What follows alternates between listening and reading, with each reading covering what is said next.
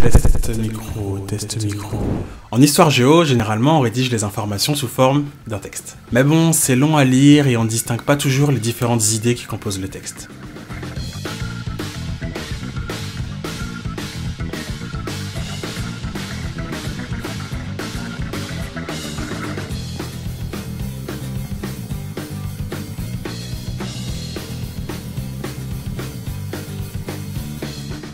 Ah là c'est mieux, non?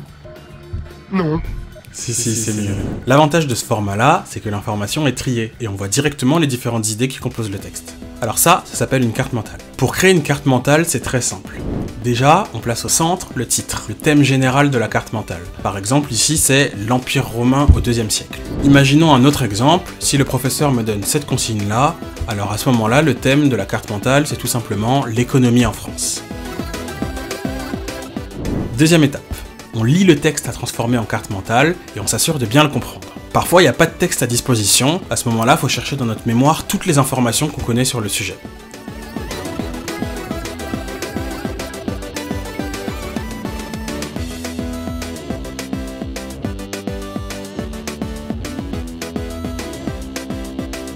La troisième étape, c'est la plus difficile. Il faut construire les branches de la carte mentale. Alors, si on a un texte à transformer en carte mentale, il faut distinguer les différentes idées qui composent le texte. Par exemple, ici, on a déjà l'idée que l'Empire romain est très grand. Ensuite, on a une deuxième idée. C'est un empire très riche. Et enfin, la dernière idée, c'est qu'il est bien protégé.